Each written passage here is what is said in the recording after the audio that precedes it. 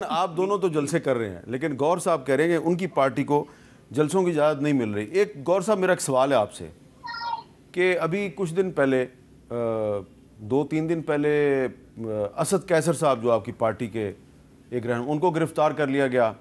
پھر فواد چودھری صاحب جن کے بارے میں ہمیں نہیں پتا کہ وہ اس وقت کون سی پارٹی میں ہیں ان کو بھی گرفتار کر لیا گیا. لیکن شیخ رشید صاحب جو ہیں وہ چلا کاٹنے گئے 40 دن بعد واپس آئے اور پھر انہوں نے پریس کانفرنس بھی کی. ان کے معاملہ ٹھیک ہو گئے ہیں. تو جس طرح شیخ رشید صاحب نے معاملہ ٹھیک کر لیے ہیں تو آپ بھی معاملہ ٹھیک کر لیں, آپ کو بھی جلسوں کی اجازت مل جائے گی. ان کو تو مل گئی ہے. ہاں, آپ کی یہ بات ضرور ہے کہ ہمارے سارے جو ایشوز ہیں وہ پولیٹیکل ہے, لیکن دیکھیں ہم کمپرومائز نہیں کر رہے. کسی صورت ہم یہ کمپرومائز نہیں کرے کہ اپنے جو نظریہ ہے اس کو گیو اپ کر دے. ہم سمجھتے ہیں آپ یہ مانتے ہیں کہ شیخ رشید صاحب نے کوئی کمپرومائز کیا ہے؟ انہوں نے بالکل کمپرومائز کیا ہے. چلا کاٹ کے تو آیا ہے, وہ کہتا ہے میں نیا شیخ ہوں, ابھی پرانا والا نہیں ہوں. جو ہم دیکھتے تھے جس طریقے سے کھڑے ہوتے تھے, بہت ایک اچھی لیگیسی ہے اس کی, بہت بڑی. لیکن میر صاحب ایک بات عوام کو بھی یہ فیصلہ کرنا ہے اور یہ ایک ونس اینڈ فار آل فیصلہ ہونا چاہیے. سو which side of the oil we are we standing, یہ فیصلہ بہت ضروری ہے. اب میں سمجھتا ہوں اسد قیصر صاحب کو اٹھانا اور اس پہ میں سمجھتا ہوں یہ پی ٹی آئی پہ حملہ ہے, پی ٹی آئی پہ اٹیک ہے. جب الیکشن ہوا تو آپ نے ان کو تحفے میں یہ دے دیا, دا فرسٹ تھنگ آپ نے ان کو اٹھا لیا. اور کس قسم کی میر صاحب, یہ ذرا دیکھیں پہلے ان پہ 2 جون کی ایک ایف آئی آر ہے, اس میں جب اس نے بیل کر لی, اینٹی کرپشن والے ایک اور ایف آئی آر لے کے آئے کہ ہم آپ کو اس میں اریسٹ کر رہے ہیں, اس میں بھی بیل ملی.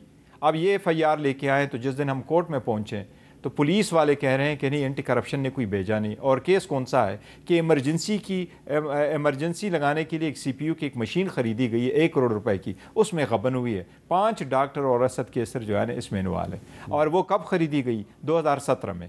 اور پرچہ کب ہو رہا ہے؟ 2 نومبر 2023 میں.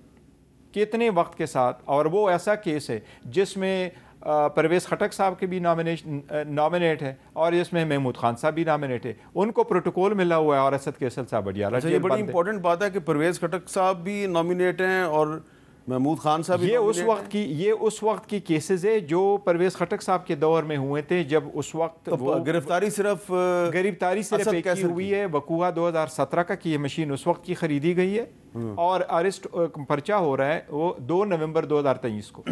اور 5 ڈاکٹر اور اسد قیصر صاحب کا نام ڈالا جاتا ہے کہ 1 کروڑ کا نقصان ہوا ہے. اور اس پرچے میں اس کو ایسے اریسٹ کرتے ہیں کہ اسلام آباد کی پولیس اریسٹ کرنے چلی گئی, بٹ کے پی کی پولیس آج بھی نہیں آئی ان کو لے جانے. فواد چودھری صاحب کو کیوں گرفتار کیا؟ دیکھیں اس کے ساتھ بھی اگر ہوا ہے تو بڑی زیادتی ہوئی. دیکھیں لائلٹی چینج کرانے کے لیے لوگوں کو اٹھانا, میں سمجھتا ہوں یہ ڈیموکریسی کے خلاف ایک وار ہے آپ کر رہے ہیں. اچھا میر صاحب, اس سے پہلے جو پریس کانفرنس کر رہا تھا پرویز خٹک صاحب, تو اسد قیصر صاحب تو بیٹھے ہوئے تھے اس پریس کانفرنس میں, تو بیٹھے ہوئے تھے.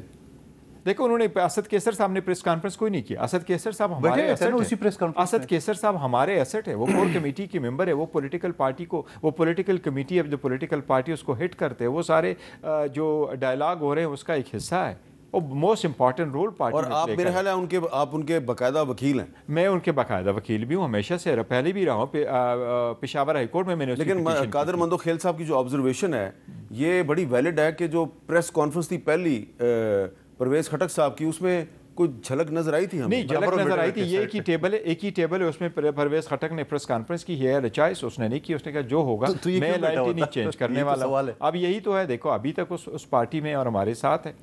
اچھا, we are so proud of him. Yes. اچھا, you are so proud of him. We are so proud of Asad قیصر صاحب. اچھا چلیں, یہ آپ کی ایک بڑی لیکن قائم رہی اس بات پہ, شیخ رشید کی طرح نہ بدل جائے ان کی بات. نہیں, وہ تو شیخ رشید صاحب بدل گئے نا, وہ تو نئے شیخ صاحب ہو گئے نا چلے کے بعد. چلے کا شیخ سے. لیکن اچھا میں نے ایک وقفہ لینا جی. وقفے سے پہلے میں نے ایک آپ کو انفارمیشن دینی ہے, اس لیے دینی ہے انفارمیشن کہ بہت سے لوگوں کو اس بات کا نہیں پتا. آپ نے آج سنا ہوگا ٹی وی چینلز پہ بھی اور کچھ اخبارات میں خبریں بھی ہیں کہ آج یوم شہدائے جموں منایا جا رہا ہے.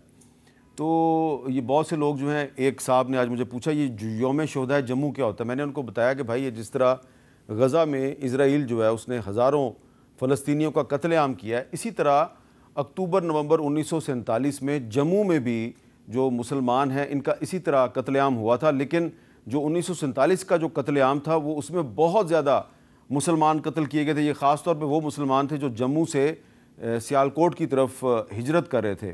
اور اس میں جو مختلف اکاؤنٹس ہیں, ایک جموں کے صحافی تھے وید بھسین صاحب، ان کا یہ کہنا ہے کہ تقریباً 1 لاکھ مسلمان جو ہیں ان کو 20 اکتوبر 1947 سے 9 نومبر 1947 کے درمیان شہید کیا گیا. لیکن ایک برٹش جرنلسٹ تھے اور ان کا نام تھا ایئن سٹیفن، جو کہ سٹیٹسمین اخبار کے ایڈیٹر تھے. ان کا یہ خیال ہے کہ جی 2 لاکھ مسلمان جو ہیں ان کو ان چند دنوں کے دوران نہ صرف شہید کیا گیا بلکہ ان کی لاشیں بھی غائب کر دی گئی. تو انہوں نے فگر دیا 2 لاکھ. تو یہ جو یوم شہدائے جموں ہے یہ ان 2 لاکھ مسلمانوں کی یاد میں منایا جاتا ہے جو کہ اکتوبر نومبر 1947 میں RSS اور اکالی دل کے ہاتھوں قتل ہوئے، اور اس قتل میں جو ڈوگرا فوج تھی وہ بھی شامل تھی.